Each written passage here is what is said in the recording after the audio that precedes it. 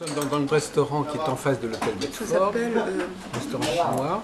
ça s'appelle Saveur du Mékong. Saveur du Mékong, en compagnie de Marguerite Dorothée de Bismont, qui vient une fois par mois à Paris, que j'ai déjà filmé plusieurs reprises. Et là, je voudrais qu'on parle d'un sujet un peu plus pointu, qui est que vous êtes à la fois astrologue et Médium.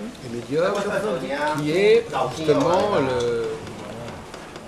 comment quel degré de formulation dans le domaine de ce qu'on donne à son client ou de ce qu'on annonce au public, quel degré de précision, de formulation peut-on envisager d'atteindre pour que ce soit en quelque sorte validé.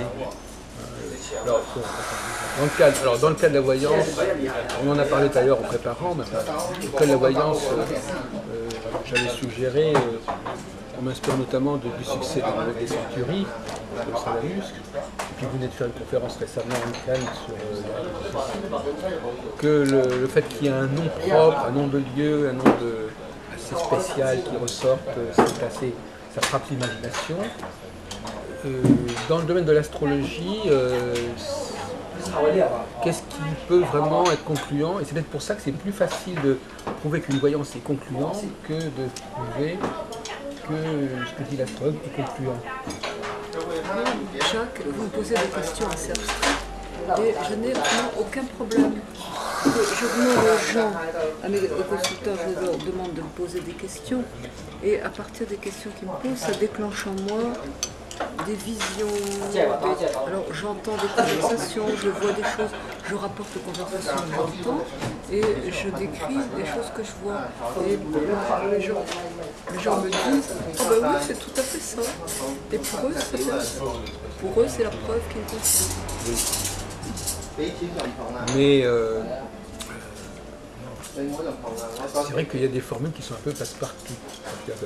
Non, je fais jamais ça. Non, mais je veux dire qu'il y a des expressions qui peuvent convenir à cette personne-là, mais qui auraient convenu à une autre personne. Mais pas du tout. Parce que par exemple, si quelqu'un me met une photo d'un vivant ou d'un défunt, je lui dis, mais j'entends dire telle chose. Mais moi, je ne connais ni d'Ève ni d'Adam le défunt. Oui. Et ça peut être des choses très précises. Oui. Et en général, la personne me dit, mais oui, vous avez raison. Il dit tout le temps ça. Moi, mon consultant ne l'a pas dit. Oui, mais si vous voulez, d'une certaine manière, il y a des gens, d'ailleurs, c'est des critiques qui ont été faites. Il y a certains types de propos qui sont un peu passe-partout. C'est-à-dire, genre, je veille sur toi, je pense à toi, fais attention. Ça, d'accord. Mais la consultation, j'ai une dame qui est venue me consulter il y a quelques jours, son mari était défunt. Et le mari, j'ai vu la photo, Marie a dit, je demande à ma femme d'adopter un chien. Mais c'est pas passe-partout. Et elle m'a dit, oui, je sais, mon mari, il adorait les animaux et c'est ça qu'il voulait faire, mais moi, je veux pas. Bon, moi, je savais pas tout ça. Oui. Donc pour elle, c'était, j'aurais pu lui dire n'importe quoi. J'aurais pu lui dire, il veille sur vous, d'accord, c'est passe-partout. Mais lui dire, il demande que vous adoptiez un chien. Et elle dit oui, il le demandait déjà de son vivant. Mais, mais alors, je ne voudrais pas me faire l'avocat du diable. Mais je vais prendre l'exemple que vous venez de donner, chère Marguerite.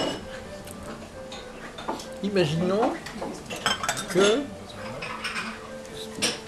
vous ayez dit la même chose et que son mari ne s'intéressait pas spécialement aux animaux. On aurait dit, bon ben, elle va répondre, non, pas du tout, c'est tout. Non, mais puisque c'était un conseil qu'il donnait à cette femme, oui. Il peut très bien lui dire, bon ben, ça serait bien que tu aies un animal. Oui, mais elle pouvait dire non, non, je l'ai jamais entendu dire ça. Non, mais pas lui, non, mais il peut très bien avoir cette suggestion. Il peut très bien dire, tiens, ben, pourquoi tu n'aurais pas un animal? C'est-à-dire, quand vous rencontrez quelqu'un, pour vous lui dire, tiens, ben, vous êtes seul, pourquoi vous ne prendriez pas un animal? C'est pas oui, forcément, mais c'est une personne que j'avais vue ni d'Ève ni d'Adam, que je ne connaissais pas. Ça déboule tout de suite comme ça, alors qu'elle ne m'a absolument pas parlé ni de son mari ni de rien. Donc pour elle, c'est peut-être taper dans le mille. Oui. Parce qu'elle me dit, il le répétait tout le temps. Voilà. Mais ça, je ne pouvais pas savoir. Oui, non, mais effectivement, voilà un exemple. Bon.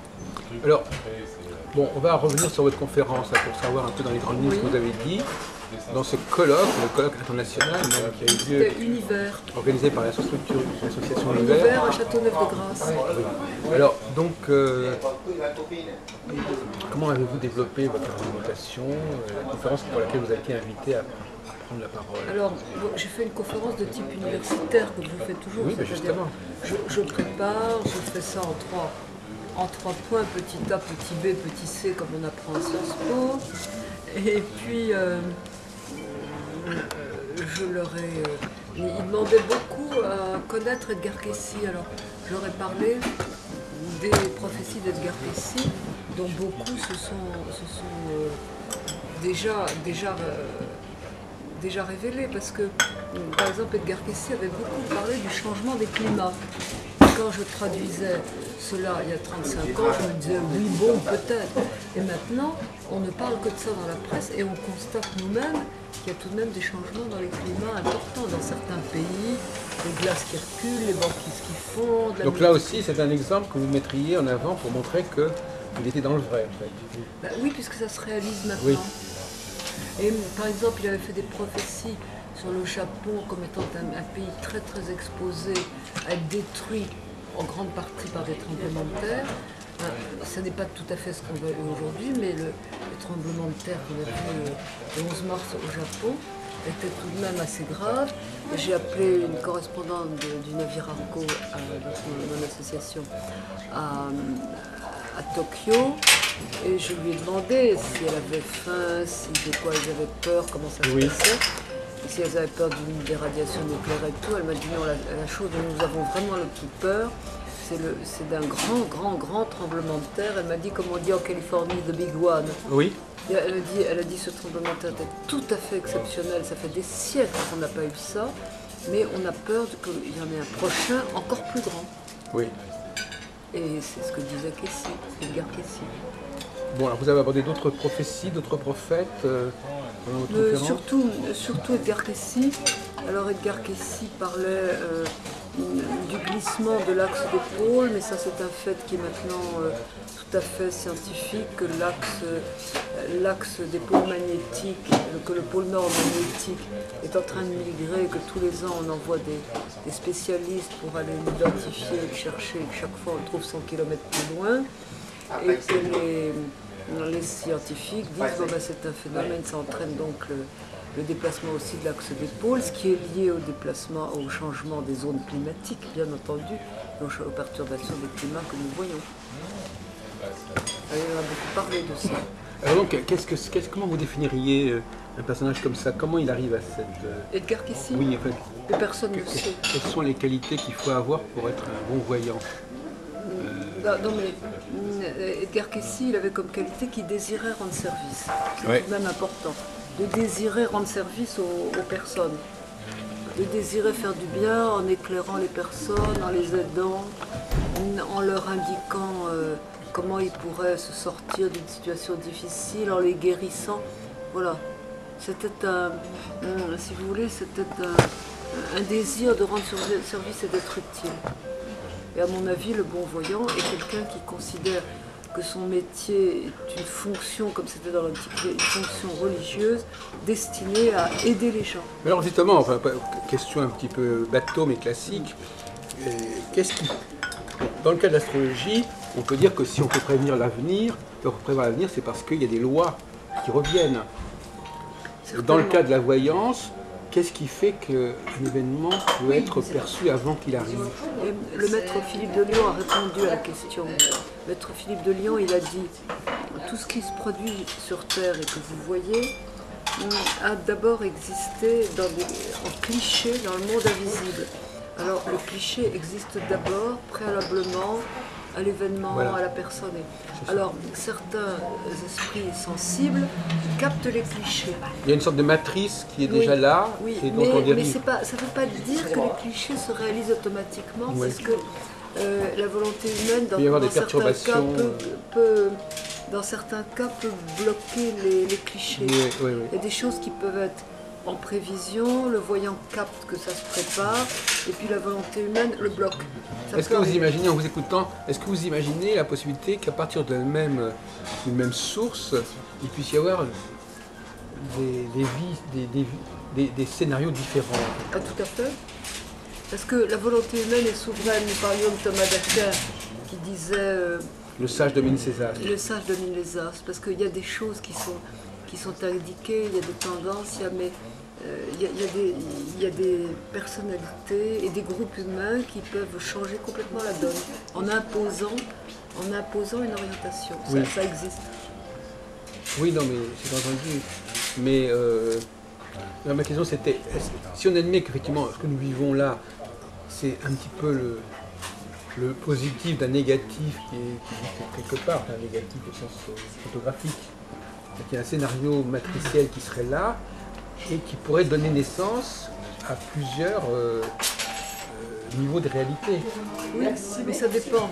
Qui pourrait être en Ça parallèle. dépend du On pourrait choix. vraiment imaginer qu'à partir de la même matrice, puis y avoir plusieurs niveaux de réalité qui se développent Oui, parallèlement. mais ça dépend du choix que font les êtres humains ou les groupes d'êtres humains.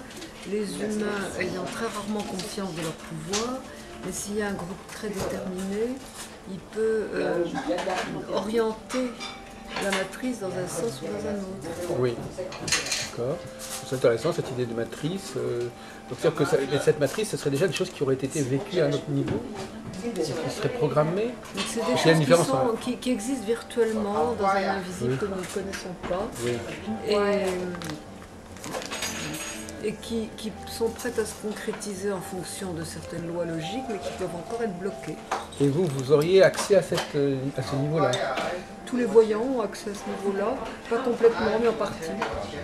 Et les décédés aussi. Vous aurez accès à ce niveau-là. Ça dépend des endroits où ils sont, pas forcément. Pas forcément. Merci beaucoup. Il y a toutes sortes de décédés, toutes sortes d'endroits variés où ils vont. Alors comment vous fonctionnez dans cette double casquette d'astrologue et de voyante alors, Je me pose pas de questions, je suis très instinctive, Oui. très sentiment-sensation, donc j'écoute les sensations, les sentiments, les images qui viennent. Voilà, je cérébralise pas tellement. Rentrer dans les détails du fonctionnement de l'invisible et tout ça, je m'en sens pas. Mais si tu veux, Parce moi, que l'intuition, c'est de l'ordre de. Moi j'ai c'est tout pas de de même pas l'ordre mal du- travaillé dessus parce que Casey a beaucoup expliqué, il a essayé d'expliquer comment ça se passait, pourquoi, sans d'ailleurs du tout expliquer comment ça se L'histoire de passait. Philippe, le maître Philippe, il explique un peu, hein, c'est vrai, Casey les clichés, c'est vachement. explique beaucoup, mais ce qu'il explique de lui-même ne nous éclaire pas davantage. Il explique beaucoup de choses sur la façon Parce que dont c'est la une voyance. faculté qui est rare, la faculté de voyance, alors c'est difficile à définir. Est-ce qu'elle est parce si que- rare que ça Non, mais ça passe pas Non. par le mental. Non, je trouve pas. Je trouve qu'elle est très répandue. Faire chez des les gosses enfants. aussi, ça passe pas par le mental. Hein. Non, mais C'est fait une deux. faculté qui est générale chez Ah, bah, les si, c'est enfants. bon. Merci beaucoup. Elle est générale chez les enfants. Et après ça, Oui. les enfants commencent à grandir, à douter. Ils sortent des voyants spontanés. Leurs parents leur disent tais-toi, tu dis des Oui, oui. sottises. Mais c'est sûr que Alors, jusqu'à ils perdent 6 ans, on a le confiance. souvenir des vies antérieures, hein, ça c'est sûr et certain.